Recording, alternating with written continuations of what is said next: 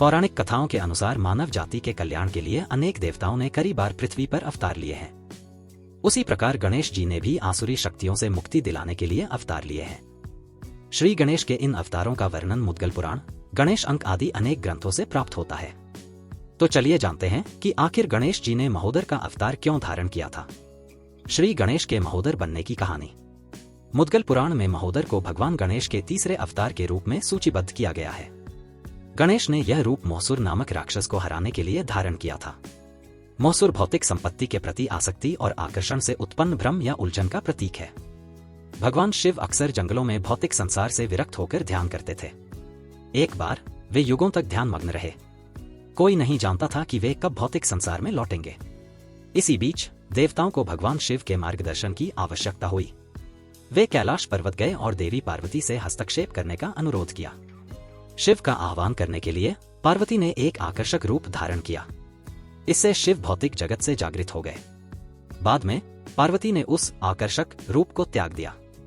उस आकर्षक रूप से सारी ऊर्जा एकत्रित होकर मोहासुर नामक राक्षस में बदल गई। कुछ समय बाद वह राक्षस ऋषि शुक्राचार्य के पास पहुंचा। ऋषि हमेशा देवताओं से युद्ध करते रहते थे।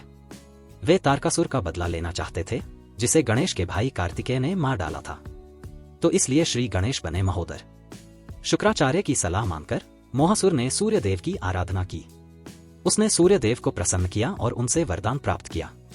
शक्ति पाकर उसने तीनों लोकों पर विजय प्राप्त कर ली और फिर मोहासुर दैत्यराज, राक्षसों का राजा के नाम से प्रसिद्ध हुआ। मोहासुर से बचने के लिए देवताओं को स्वर्ग छोड़ना पड़ा। मनुष्य उसके प्रकोप से भयभीत थे। मोहासुर के नारकीय शासन में सभी अपनी जान बचाने के लिए भाग रहे थे। असहाय होकर देवता सूर्यदेव के पास मार्गदर्शन मांगने गए। सूर्य ने उन्हें महोदर का आह्वान करने की सलाह दी। इस प्रकार उन्होंने महोदर से अपनी रक्षा के लिए प्रार्थना की।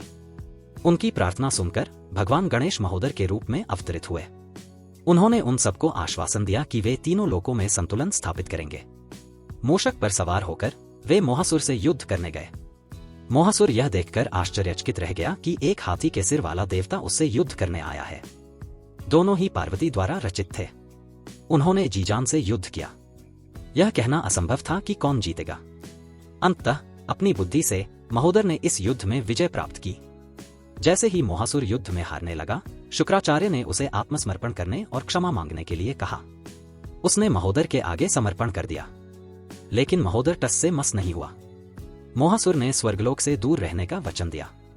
महोदर ने उसकी क्षमायाचना स्वीकार कर ली और उसके पापों को क्षमा कर दिया। उन्होंने मोहासुर को शेष जीवन पाताल लोक में रहने की सजा सुनाई। गणेश ने स्वर्ग देवताओं को दे दिया। लोग निश्चिंत होकर अपना जीवन व्यतीत कर सकते थे। मोहासुर को परास्त करके उन्होंने पृथ्वी पर शांति स्थापित की। ऋषिमुनि, देवता और मनुष्य भगवान गणेश की विजय का प्रशंसा कर रहे थे। इस कथा से हमें यह सीख मिलती है कि हमें कभी भी अहंकार नहीं करना चाहिए और हमेशा भगवान की शरण में रहना चाहिए। महोदर का अर्थ। संस्कृत शब्द महोदर का अर्थ है बड़ा पेट। यह गणेश जी के विशाल पेट की ओर इशारा करता है। कई ग्रंथों, मूर्तियों और भक्ति संगीत में उन्हें उनके विशाल शरीर के साथ वर्णित किया गया है।